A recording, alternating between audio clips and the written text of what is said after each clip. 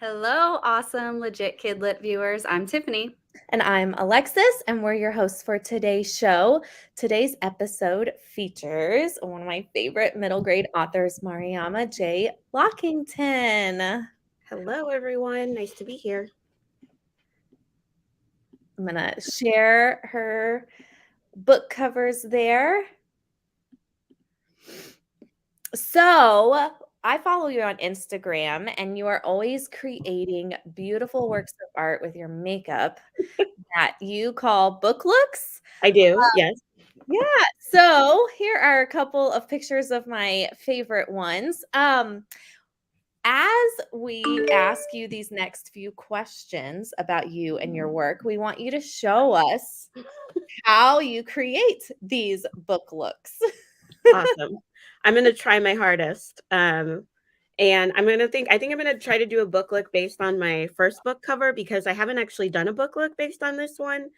And I'm feeling all the like background blues and reds and purples. So we're going to play and see what happens. I love that book cover too, by the way. Yes. It's awesome. Yeah. This is so fun. I'm loving this episode already. So Okay. tell us, what was the very first book look that you did? So I was trying to figure this out. So I did not coin the term book look. I don't know who did, but there are some other poets on Twitter who were doing looks based on book covers. And so I jumped on the bandwagon. So I can't take credit for the idea.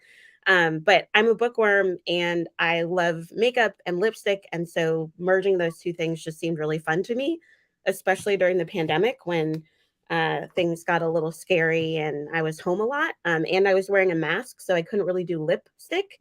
And so eye looks or something that I started to practice more. So I think the first book look I did was for James Brandon's Ziggy Stardust and Me. And I did like a really deep black purple lip. And then I played with some of like the reds and the blacks in my eye. And then I also did a book look for Song Below Water by Bethany C. Morrow. These are two YA books. And I just went from there. And I will admit that sometimes I take books from my TBR pile and I haven't read them yet. I just am really excited about their covers. And then sometimes I take a book that I have read that I'm really inspired by that I want to do a look to and then talk about the book a little bit. That is so amazing. I'm like, I can't wait. I cannot wait. I'm going to use this for the look I'm going to do today. It's like a Morphe palette called Fierce Fairy Tale. And it's got a lot of colors that I feel like match. That is so cool. Yes. So I'm going to try. I always start with my eyes before I do anything else because otherwise I get everything else messed up. I'm not clean normally when I do this. So this will be interesting. And you have at least 2 people watching right now. Yeah, so no pressure. I'm also going to do something that I learned online. I watch a lot of YouTube videos. It's like a tissue paper technique. So you dab the tissue paper in the color you want, and then you press it on your eye, and it kind of looks cool. So we'll see how it looks for this. But yeah, I will try to focus on questions as well. That's okay. We might get distracted just watching. I know. Okay. I'm learning everything right now from you too. Yeah. I love eye makeup too. Like that's my favorite. So you're doing the cover of your first book. Tell us about For Black Girls Like Me. Yes. So For Black Girls Like Me is my first book. I guess I'll hold it up again. It came out in 2019 and it's out in paperback this year. And it is a fictional story about a girl named Makeda who's the only Black person in her family. She's a transracial adoptee, and the story follows what happens to her when in the middle of the school year, her dad, who's a musician, gets a new job, and she and her mom and her sister and her dad pack up and move all the way from Baltimore to Albuquerque, New Mexico. She has to leave behind her best friend and the life she knows and has to start over in the middle of the school year in 6th grade. She faces some bullying. She's also facing some big questions about her first family and where she came from. And all the while, she's also living with a parent who lives with mental illness. And so when her summer kind of goes from bad to worse, because some of the things that are going on in her parents' life and her life, she turns to music and singing and writing secret messages back and forth with her friend to sort of ground herself in the world. So it is not autobiographical, but it is based on some of my own experiences growing up as a transracial adoptee in a white and multiracial family. So we'll try. That's really cool. I'm just gonna watch. Put some purple on the inner corner. Oh. Okay, all right, looks a little, and I'm gonna take a bright pink color and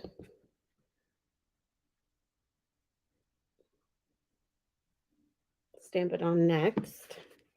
And really it's just like tissues, or you can use toilet paper. I'm gonna go with the orange, and then we'll end with the blue, I think.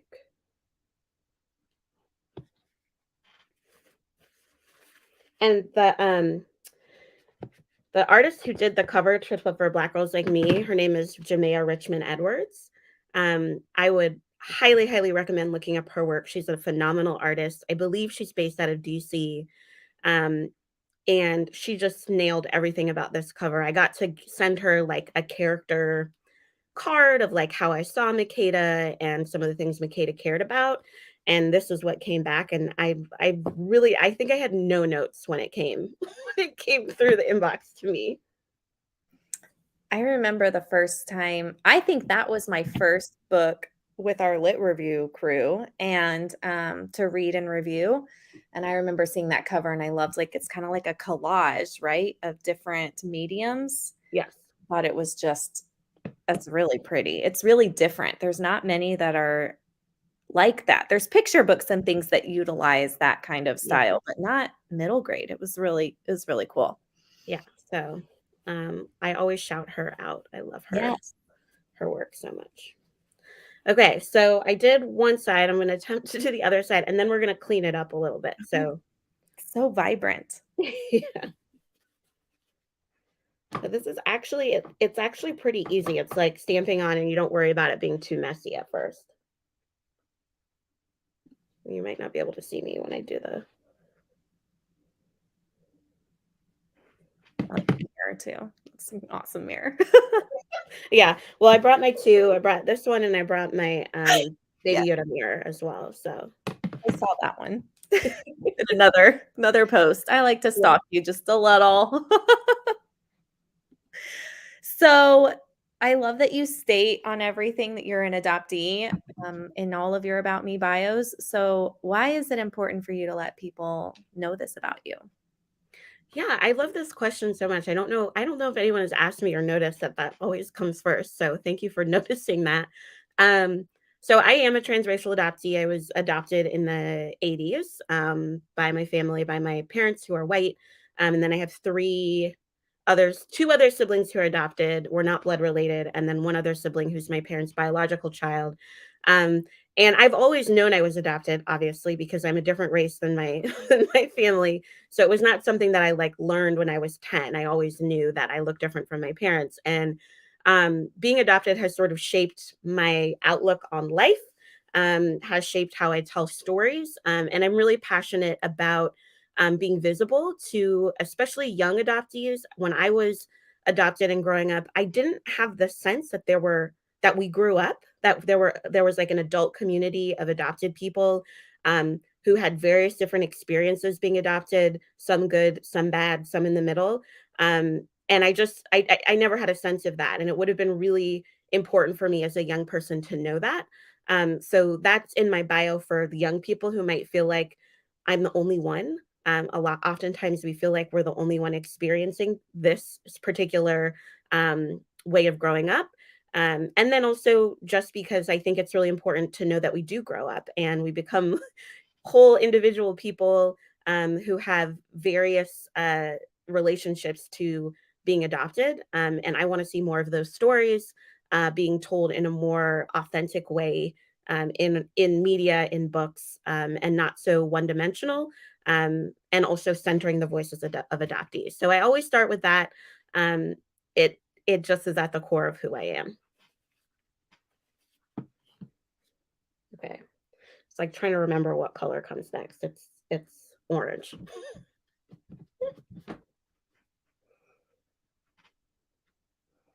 Okay.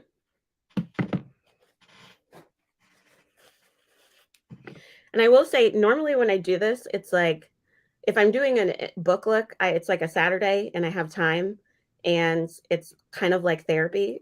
It's like I sit down, I listen to a podcast or an audiobook, and I just get to play. I maybe will try different techniques like this one that I've seen online. But it's really kind of brings me a lot of joy and is very therapeutic too.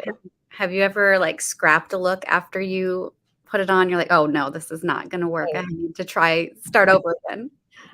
Yes, I have, maybe more than I'd like to admit. I've definitely scrapped a look before, or just like not taken pictures of it and been like, I tried it, it didn't really work out. I think that's also a reason I start with my eyes and not doing like some people are very adamant about they do their whole like foundation and base routine first and then they do their eyes, and that scares me because if there's a situation where I need to scrap it, then I have to scrap everything versus like if I didn't like this, I would just wipe off the eye and like do a few things and then I would start again.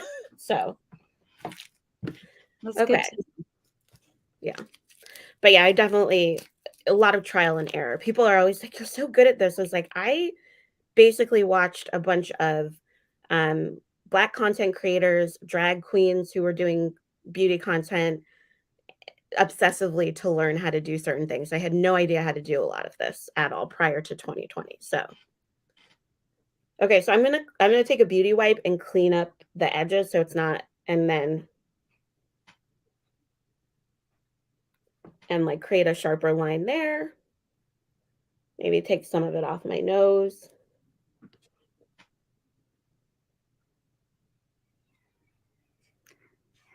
This is so cool. I just can't believe how bright those colors are. Like, I need that palette. Yeah, and some people, ooh, I might add a little more.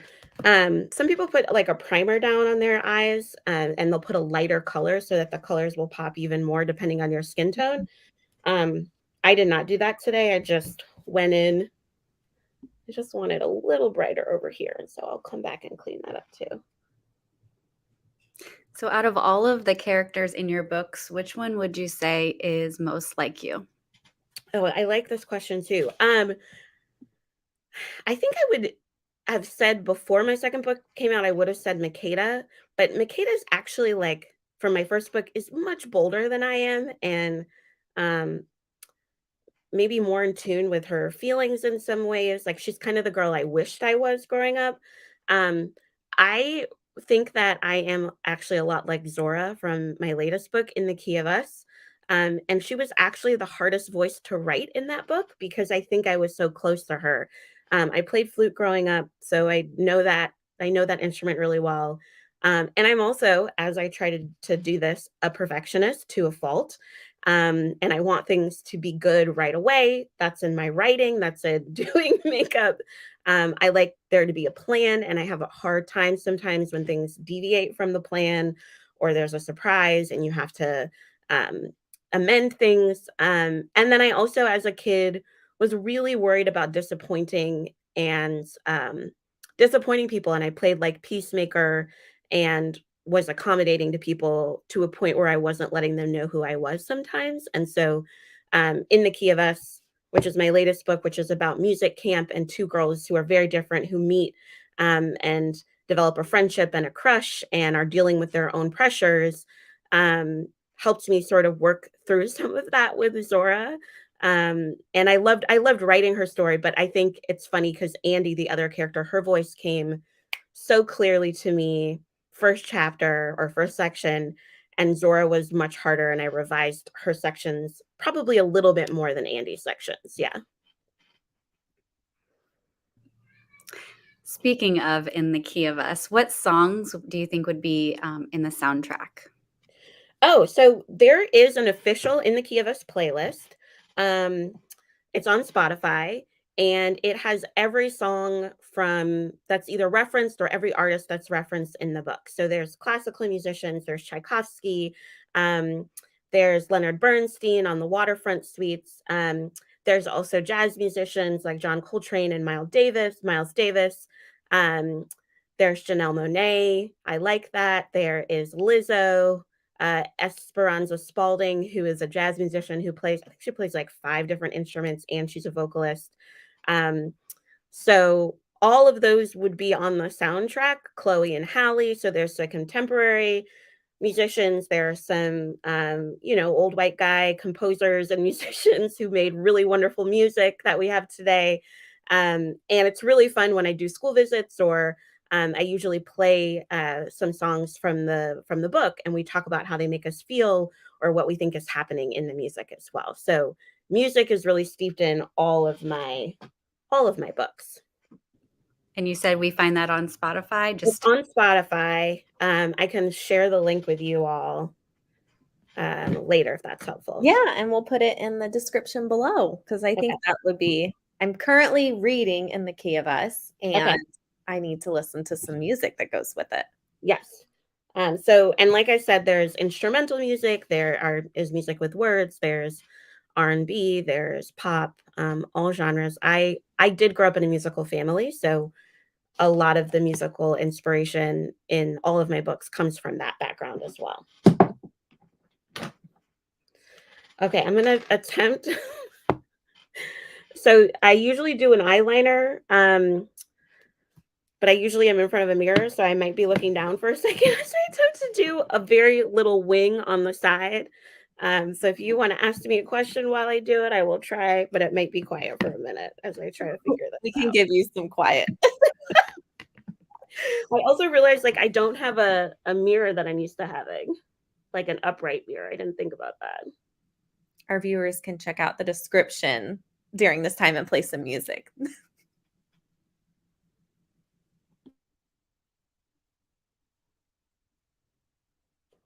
Yeah, I don't know how people who do I do tutorials online, but I always do them silently and then I splice them together with music. A lot of people just get on social media and do lives. So this kind of feels like that. It's your beginning. Yeah.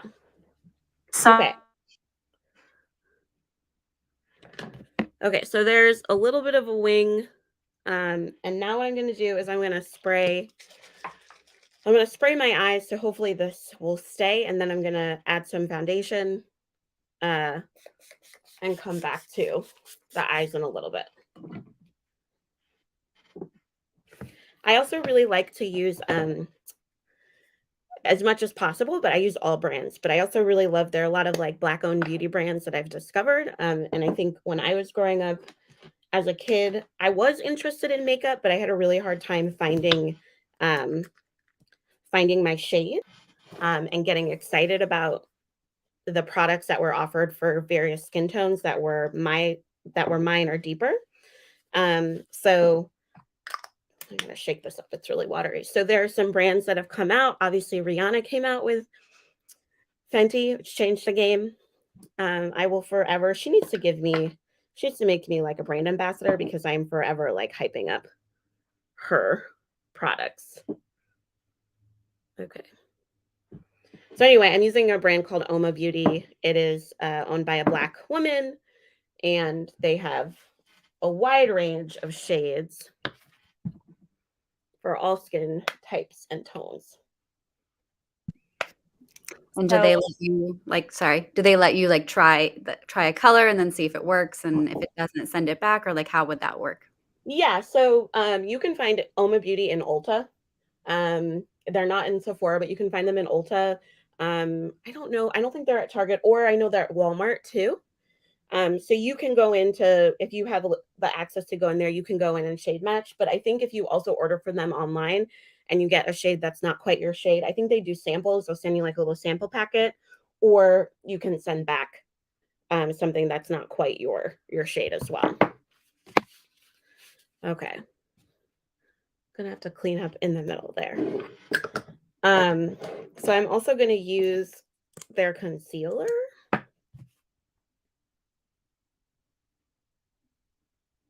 And usually you put concealer to conceal a blemish or something, or you can put it also to highlight. So you usually do a slightly lighter color under your eyes if you want to highlight, or if you have a blemish, you conceal your blemish. Some people love like really full cover makeup. Some people really like natural, light coverage makeup. It really just is what you like and what you have fun with. I like both, depending on the day. It's been hot lately, so I've been doing lighter coverage. But That was my next question, was yeah, hard whenever it's hot. yeah, it is hard when it's hot, and I have an oily skin type, so it's harder too because already makeup like breaks up in my oily areas faster than other areas. So sometimes adding like another layer of setting spray, that's what that would just was, will help a little bit with making your makeup stick longer. And then letting your concealer like dry down a little bit also, before you blend it out. And again, all of these things are things I learned by watching people like Ohema Bonsu on YouTube, Andrea Renee on YouTube. These are all like Black YouTubers that, when I was feeling deep anxiety or just like I needed some joy, that I would turn to during the pandemic. Yeah, that was my next question, was finding joy. And I feel like, no, I mean, you wouldn't want to say 2020 was a good thing, but there were times where we found good things out of it. It made us find the good things and the Yeah. joy.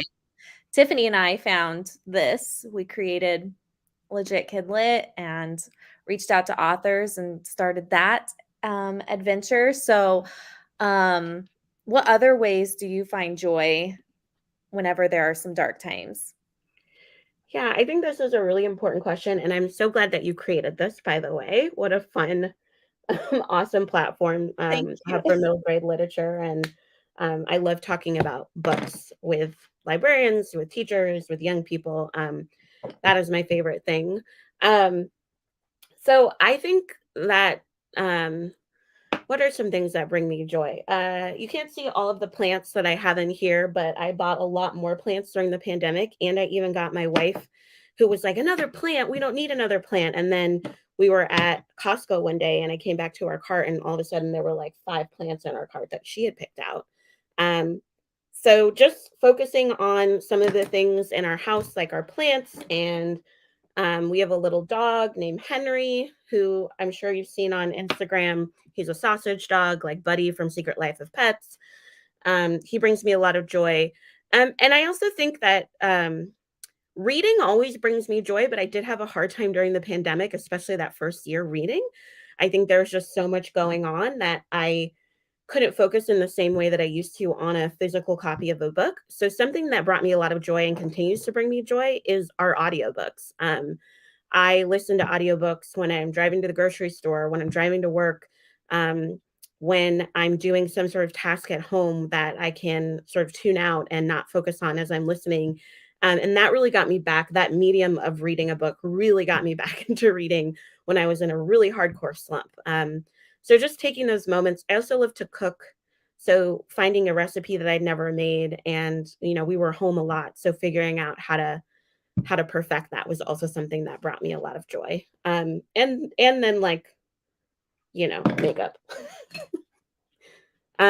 I'm doing a step now where I add a little bit of cream bronzer. Bronzer warms up your face. It is not something I learned how to apply at all until recently, and I'm still working on it, but kind of fun, especially in the summer, to give yourself like an even more sun-kissed, glowy look.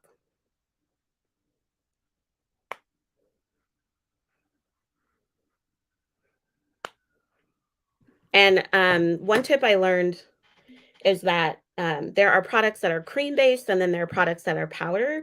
You always want to put everything that's creamy or liquidy down first, minus eyeshadow.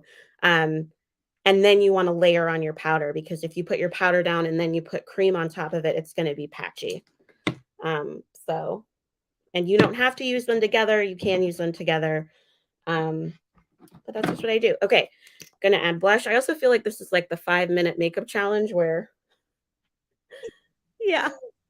This is kind of probably a lot faster than you normally do. Yeah, I will say that when I have the time, I can spend like an hour and a half on a look. That doesn't happen often. Oftentimes, I'm doing my makeup before. I also have a day job, so um, before I go to work, and so that is a lot less involved. And usually, I'm not doing all the things, and I'm doing like a simpler eye. Um, but if I have the time, I will play for hours if I can, uninterrupted. Okay, so now I'm gonna set under my eyes. You just add a little powder so it doesn't get too oily. And then I'm also going to set my blush. I just did cream blush, but I'm also going to use powder blush and add. It's weird looking in the camera because it's the opposite. And blush is having a comeback and a moment. So always over blush is what I think. I think it's fun. Oh, good, because I like blush. I like blush a lot, and you can pull it up like over your Mhm. eyes too, and so it lifts your face a little bit. And then you want to set your face.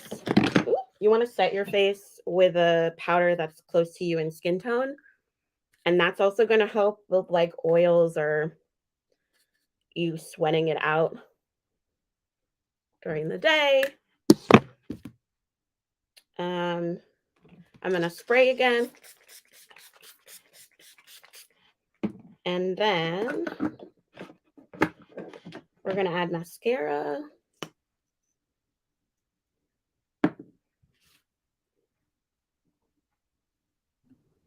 While you're applying your mascara, do you have any advice or words of advice for our amazing young viewers?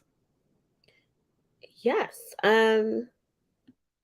Just like life advice or writing advice or anything. Your pick. Um, well, I think as evidence of this today, making sure you find time for joy or to do things that you love, and realizing that doing those things doesn't mean that you're disengaged or that you're apathetic to the things that might be happening in the world that are really scary, or hard or overwhelming. But that in order to take care of other people, we have to take care of ourselves first.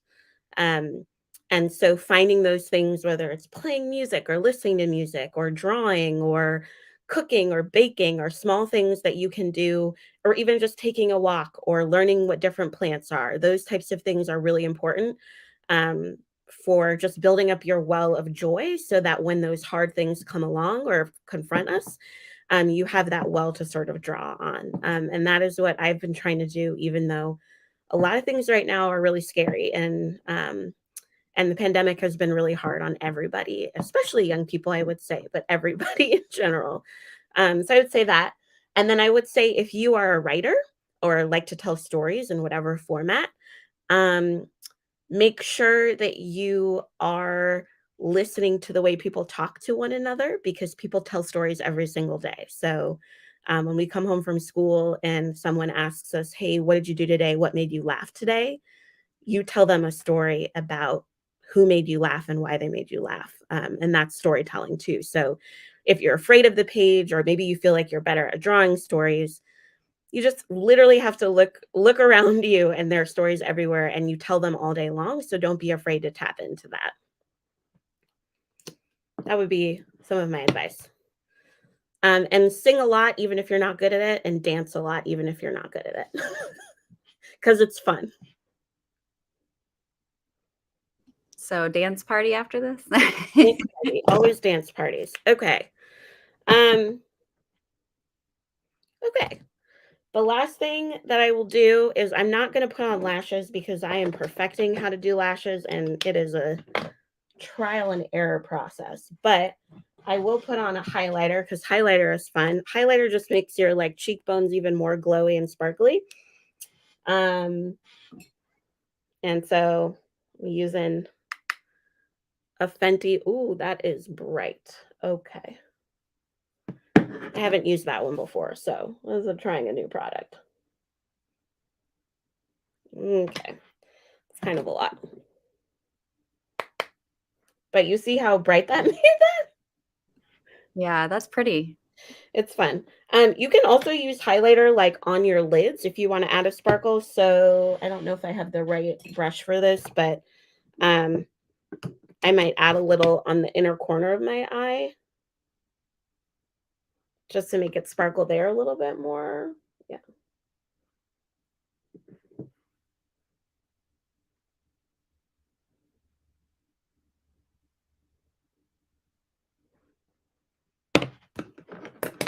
And then the other thing I might do, if I have the right brush, I don't know if I do, is you can go on your under eye with, maybe I will take the pink.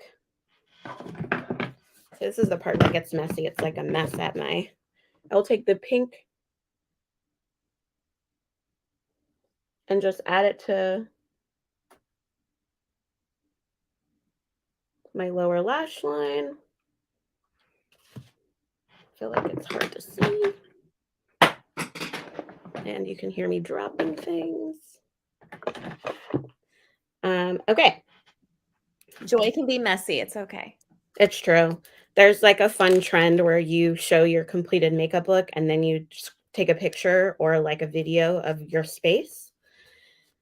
And so that one is fun. So I usually take my hair down because I usually put my hair up when I do my makeup so that things don't get in it. And then I usually pick a lip color, which if you do a really like bright eye, usually, not always, it's good to pick like a neutral color because you want your eyes to be the main focus. So I have this pinky color.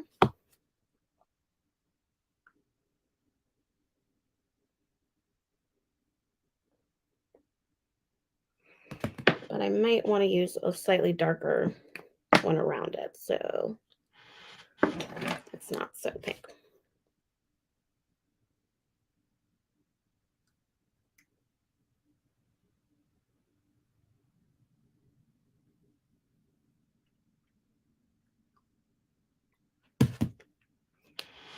I also feel like there's like a little piece of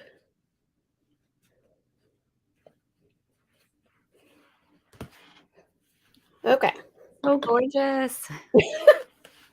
I tried to make it work. We'll I see. love it. Oh, that's amazing. Look at that. Picture perfect. So normally there's no rhyme or reason. I usually don't really plan it out very much. I just get excited about a book cover, and a book and an author. And it's also just a really fun way to highlight the fact that books take a ton of people to actually make it to a bookshelf. So yes, as the author, I had to come up with a story and I had to write it and revise it and work with my editor. But my editor did a ton of work. And then there was a team of people who made the cover happen, the design, the art on it. And then all of the wonderful librarians and booksellers that help sell the book, or get the book into the hands of young people and people who would be excited about the story. So it's kind of fun to highlight all of that work and then also get to play around with makeup in the meantime. Yeah, I love that. Yeah. What have you been reading lately? What have I been reading lately? I am reading a adult fiction book called Deli Weds Destiny by Tomio Barrow right now. It just came out maybe 1 or 2 Tuesdays ago. And it's about a group of friends who went to college together. And then the book takes place many years later when one of their daughters is getting married and they all reunite in Nigeria. It's really good so far. I just read The Marvelers by Danielle Clayton. Like I finished that a few weeks ago, whipped through that, loved that. And I always feel like I'm reading a million books at once. So what else am I? It's like, and then they escape my brain as soon as This Wicked Fate by Kaylin Bayron. It's a YA. It's the second book in a series. And so I got an arc of that at TLA, and I just now have gotten to it, but I'm really excited about that story. What are you all reading? I just finished is it In the Weight of Blood or The Weight of Blood by Tiffany Yeah. Jackson? And then, which was, oh my gosh, like could not put that book down, and it's super horror, but awesome. And Lark and the Wild Hunt by Jennifer Adam. Nice. This is a fantasy. What about you, Tiffany? I just finished Santiago's Road Home by Alex Diaz. And then I am currently reading Skandar and the Unicorn Thief. So really good. Well, thank you, Mariama, for this makeup fun. Like this has been a lot of fun watching you, and I want to go like do my makeup now. It's fun and it can be messy and you can start over again if you don't like it. So Yay. thank you. This was fun to do too. I was like, I love a challenge. I'm gonna try it. I'm gonna try it. Thank you for accepting the challenge. And to all of our readers, we hope you enjoyed our show and are inspired to pick up some new and amazing books. We'll be back next Sunday with some more KidLit fun. I'm Alexis. And I'm Tiffany, and we are signing out. See